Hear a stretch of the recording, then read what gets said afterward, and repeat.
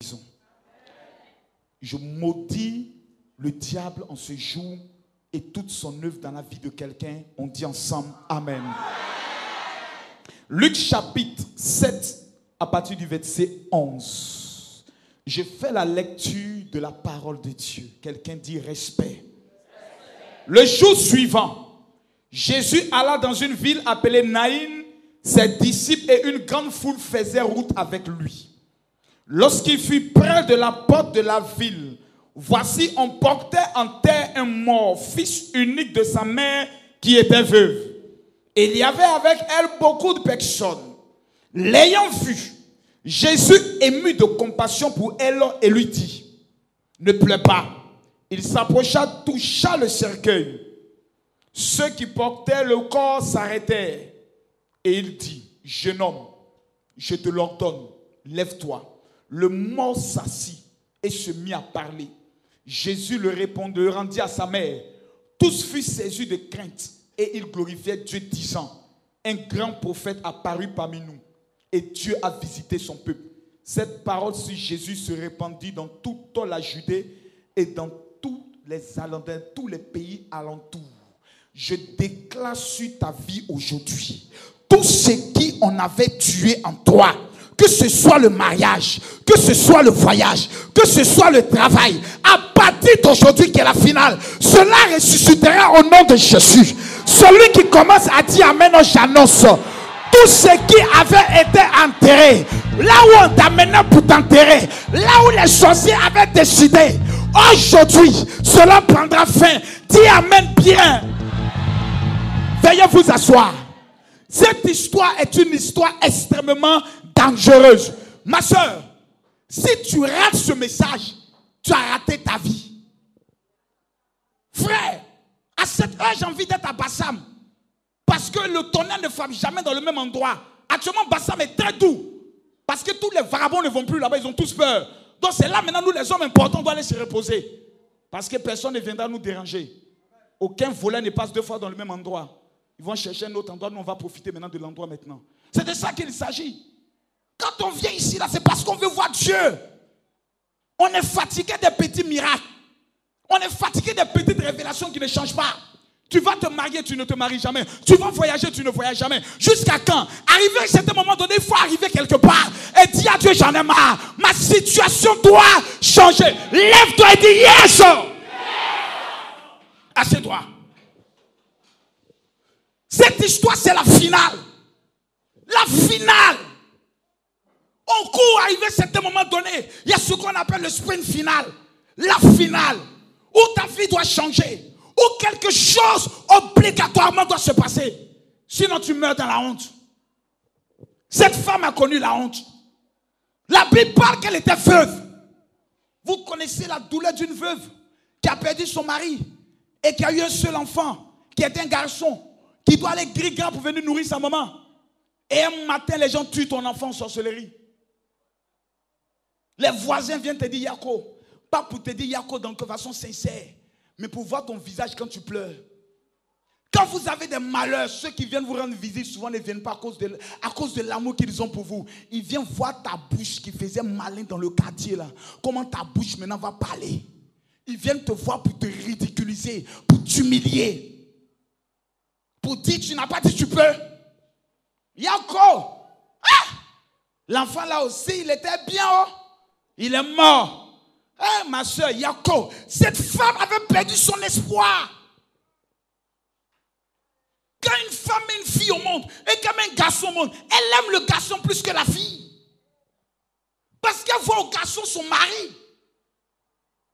Elle s'attache à lui. Il y a un problème entre moi et mon fils aujourd'hui. Il fait toujours sur le dos de ma femme. Je ne sais pas pourquoi. À 5 ans, j'ai sur le dos d'une autre femme. Laisse sur le dos de mon épouse. Mais la maman le met toujours sur le dos. Elle paye les petites choses pour lui. L'anniversaire des autres, on les offre à manger. Mais l'anniversaire du garçon, il faut que papa, tu payes un cadeau.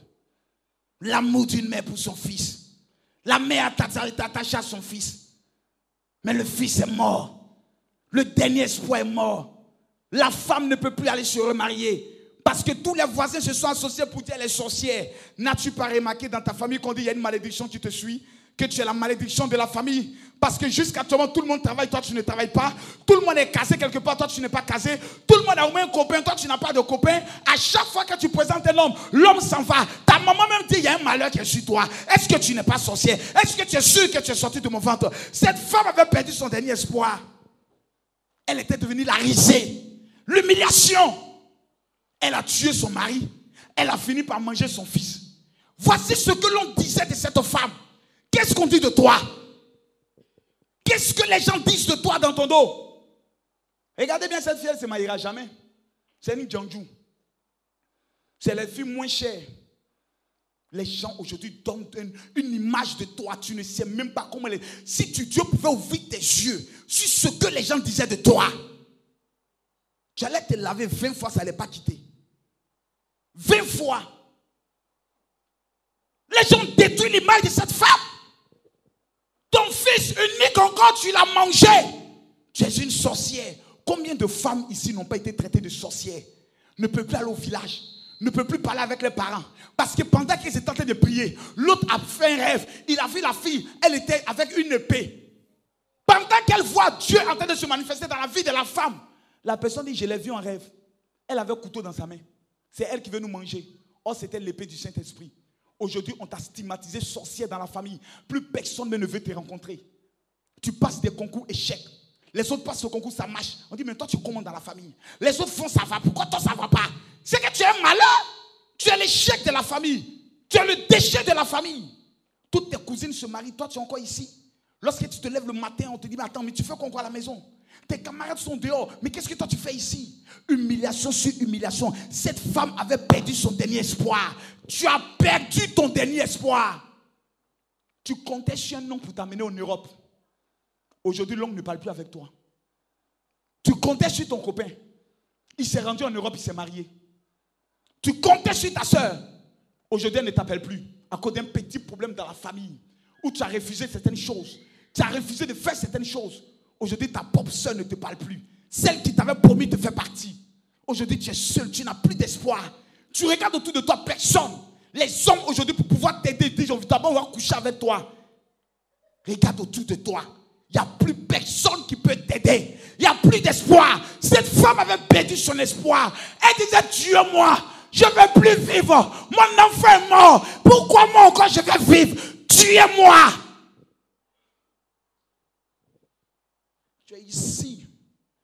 Tu ris, tu danses. Mais quand tu te retrouves seul avec toi-même, tu pleures. Cette veuve pleurait. Tous les jours, elle pleure. Le jour de l'enterrement, la foule sort. Parce que tous ceux qui t'accompagnent le jour de l'enterrement viennent voir comment tu vas faire ton dernier cri de pleurs. Quand on va jeter le corps là, la dernière phase que tu vas faire en pleurant, pour aller raconter ça aux autres, pour dire, ah, elle est tombée dans le tombeau. Elle s'est roulée. Oh, c'est elle qui a mangé son fils. Aujourd'hui, tout le monde te regarde. Ils attendent le dernier coup qui va t'abattre. Tout le monde te regarde. On dit, depuis là, elle est malade. On va partout. Il n'y a pas de guérison. Les hommes viennent, les hommes partent. On attend le dernier coup. Aujourd'hui, tout le monde attend comment on va t'enterrer. Dans quelle sauce on va te manger. Pas d'espoir. Lève ton doigt. Dis, oh Dieu, derrière moi, il n'y a personne. Il faut bien parler. Dis, oh Dieu, devant moi, il n'y a personne. Derrière, il n'y a personne. Où est-ce que je vais aller? Mesdames, mesdemoiselles et messieurs, baissez vos mains. La Bible déclare, Paten, le jour où on devait enterrer le fils unique. Dis voisin la finale. Dis voisin la finale. Dis voisin la finale. Tout le monde accompagnait le mort. Pour tout le monde, c'était fini. La veuve, c'est terminé. Elle va retourner chez elle. Elle va mourir de chagrin. Tout le monde l'accompagnait. Accompagnant le mort. Allons mettre le mort. La Bible déclare qu'on accompagnait le mort en terre. Pour l'enterrer. Et c'était fini. Mais ce jour-là, c'était la finale. Il y a un match qui devait avoir lieu entre la mort qui était à la porte et la vie qui était à la porte. Croisement aux portes de la ville. Entre la mort et la vie. La vie, ce qui me plaît dans la vie, c'est qu'il y a 1000 jours pour le voleur, mais un seul jour pour le propriétaire. La Bible déclare que ce jour-là, ce que les autres ne savaient pas, c'est que Jésus était à la porte.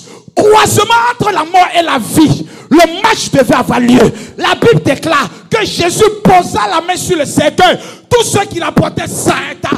Aujourd'hui, tous ceux qui sont en train de transporter ton mariage, transporter ton voyage, la main de Jésus sera imposée. Ils vont s'arrêter. Ils vont s'arrêter. Ils vont s'arrêter aujourd'hui. Je ne dis pas demain. Je dis aujourd'hui, ils vont s'arrêter. La Bible déclare, ils s'arrêtaient. Qui a volé ton voyage et court avec? Il doit s'arrêter. Qui a volé ton mariage et court avec? La personne doit s'arrêter. La Bible déclare, lorsque Jésus posa la main, il s'arrêtait. Et Jésus dit à la veuve, ne pleure plus. Je vais vous dire aujourd'hui le mystère des larmes. Quand quelqu'un verse ses larmes, la personne voit flou. Quand tu pleures, ton miracle sera toujours flou. Parce que dans tes larmes, tu ne peux pas distinguer le miracle authentique de Dieu. Je suis venu te dire de la part de Jésus, ne pleure pas. À partir d'aujourd'hui, ne pleure pas. Tu as trop pleuré pour des petites choses. L'humiliation dans la famille, tu pleures. Pour un oui, tu pleures. On te parle mal, tu pleures. On te touche ici, tu pleures. À partir d'aujourd'hui, lève-toi, dis je ne pleure plus.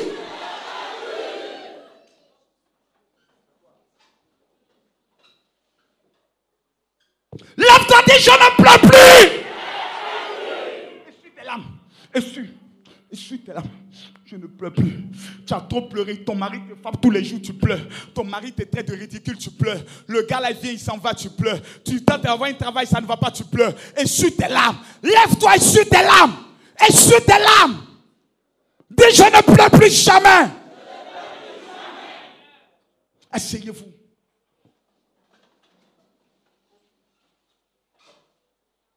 Et Jésus dit une chose qui change ma vie. Jeune homme, je te l'ordonne. Lève-toi. Écoutez-moi s'il vous plaît. Est-ce que quelqu'un m'entend? Est-ce que quelqu'un peut dire yes? Est-ce que quelqu'un peut dire encore yes? Est-ce que quelqu'un peut bien dire yes? La Bible déclare, Jésus parle aux morts. Il dit, jeune homme, lève-toi. La Bible déclare que le jeune homme ne s'est pas levé, il s'est assis. Maurice, le mystère du fauteuil, s'asseoir.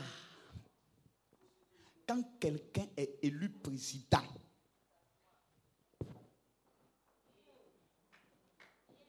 il ne court pas, il ne marche pas.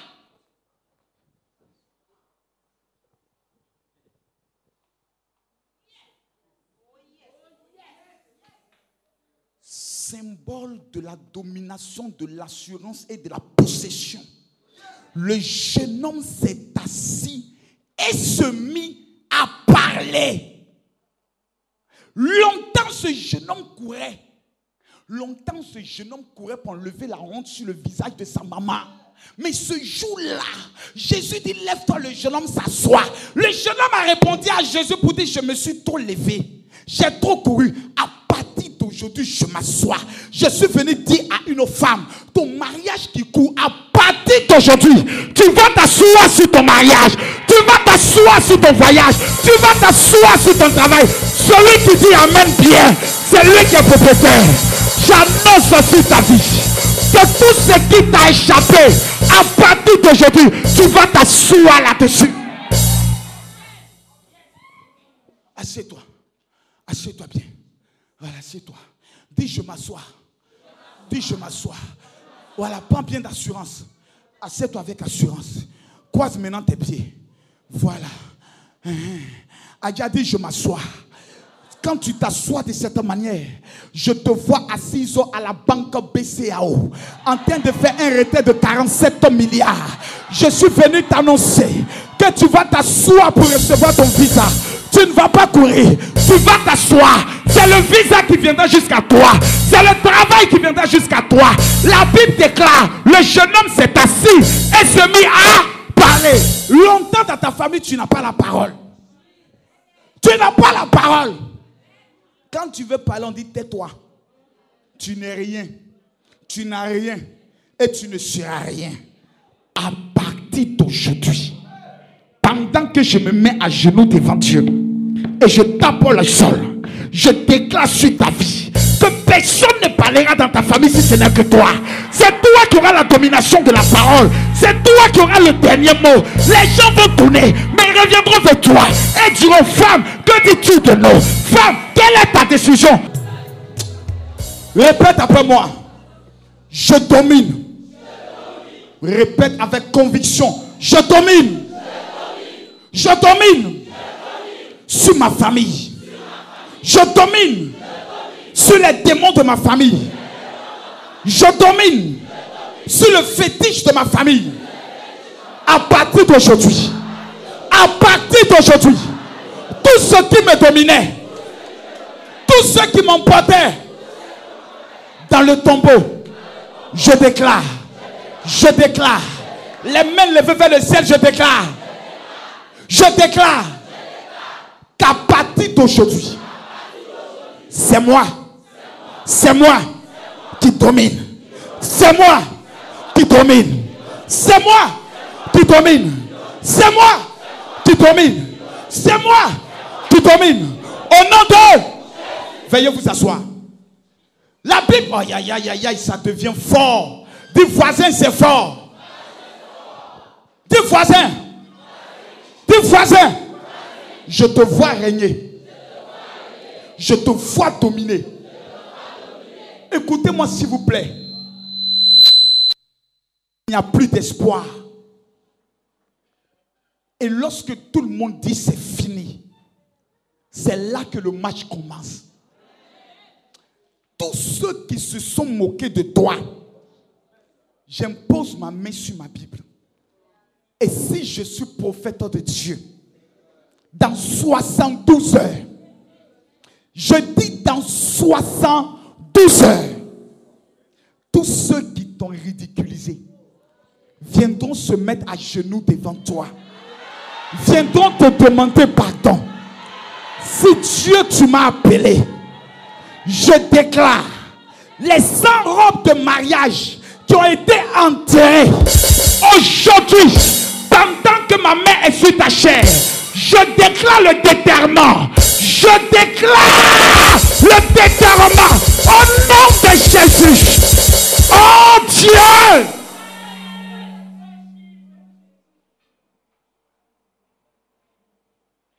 Qui a enterré ton mariage? Qui a mis ton mariage dans le cercueil et veut le jeter dans le trou? Aujourd'hui, ma main va te toucher et le cercueil va s'arrêter. Le mort va s'élever. Ce qui est dans le cercueil, c'est tes finances. Ce qui est dans le cercueil, c'est ton mariage. Ce qui est dans le cercueil, c'est ton voyage. À partir d'aujourd'hui, pendant que tu te lèves et tu dis yes, je vois la résurrection dans ta vie. Dis yes. Tous ceux qui ont volé ta bénédiction, dans le but de t'humilier, aujourd'hui c'est la finale. Je n'ai pas dit demain. Mon Dieu n'est pas le Dieu de demain. Adja, mon Dieu est le Dieu d'aujourd'hui. C'est quoi? C'est quoi? C'est quoi? C'est quoi? C'est quoi qui finit pas? Humiliation sur humiliation. Pour m'amener finalement dans le tombeau. Vous m'avez mis dans un cercueil. Je refuse. Je refuse. Je retire tout ce que vous avez mis sur moi. Je refuse cela. À partir d'aujourd'hui, je me vois comme votre chef. Critiquez-moi. Parlez mal de moi. Jugez-moi. C'est moi qui vous domine. Je m'assois sur mon trône aujourd'hui. Et je déclare que je domine. Je commande. Je règne. Je marche dans la vallée de l'homme de la mort. Je ne crains rien. Car le bonheur et la grâce m'accompagneront. C'est moi qui vous domine. C'est moi qui vous commande. C'est moi qui vous assujettis. Je ne mourrai pas. Je vivrai. Et je raconterai les bienfaits de l'Éternel. Yes!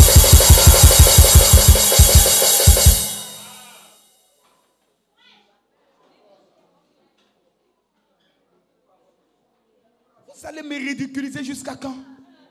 Je suis votre ami. Quand je luttais dans le ventre de ma mère, vous étiez là. Quand je sortais entre l'eau et l'obscurité, vous étiez là. Si vous avez été incapable de me tuer dans le ventre de ma mère, vous ne me toucherez plus jamais. La Bible déclare, quand Jésus a posé la main sur le cercueil, ceux qui la portaient s'arrêtaient. Je suis venu dire stop aux sorciers de ta famille. Si tu m'avais bien compris, ton amen allait être différent. Je suis venu dire assez, c'est assez. Je suis venu dire trop, c'est trop. Jésus a regardé la femme.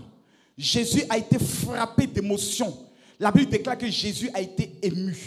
Jésus a eu pitié parce que cette femme était trop humiliée. Elle était veuve. Elle n'avait plus d'espoir. Aujourd'hui, tu as donné ton argent à des personnes pour te faire voyager. Ils ont bouffé ton argent. Aujourd'hui, tu regardes autour de toi, tu n'as personne. Tu es obligé de faire les petits jobs pour pouvoir subvenir. Même payer la maison, c'est compliqué. Tu dors dans le salon de ta soeur. Tu dors dans le salon de maman. Tu dors chez quelqu'un. Tu es obligé de sortir tôt, rentrer tard. Pas à cause de toi, parce que tu dors au salon. Les gens regardent la télévision jusqu'à 1h du matin. Parce que tu dois dormir. Et tu es là, tu es gêné sur toi-même. Jésus a pitié de toi aujourd'hui. J'ai dit aujourd'hui, Jésus a pitié. Jésus a pitié. Il dit ne pleure plus. Jésus dit ne pleure plus. Ne pleure plus. Ce n'est plus ton palabre. C'est maintenant moi mon palabre. Oh, le palabre de Dieu. La Bible déclare, si Dieu est avec moi, qui sera contre moi? L'Éternel est mon berger. Je ne manquerai de rien. Il me fait reposer dans de verts pâturages. Il me conduit près des eaux paisibles. Il restaure mon âme. Et quand je marche dans la vallée de l'ombre de la mort, je ne crains aucun mal car il est avec moi. Il dresse devant moi une table en face de mes adversaires. Or, lorsqu'une table est dressée, il faut que tu t'asseyes pour déguster les meilleurs plats qui seront mis sur cette table. Je suis venu te dire, à partir d'aujourd'hui, c'est toi qui vas t'asseoir sur le trône de la famille. C'est toi qui vas dominer dans la famille. C'est toi qui vas régner dans la famille. Celui qui me dit mon amen non bien, je commence à prophétiser sur sa vie. Je prophétise sur ta vie. Plus jamais tu seras en bas. Tu seras toujours élevé. Plus jamais on va t'humilier. C'est toi qui seras sujet de joie. Dis Amen.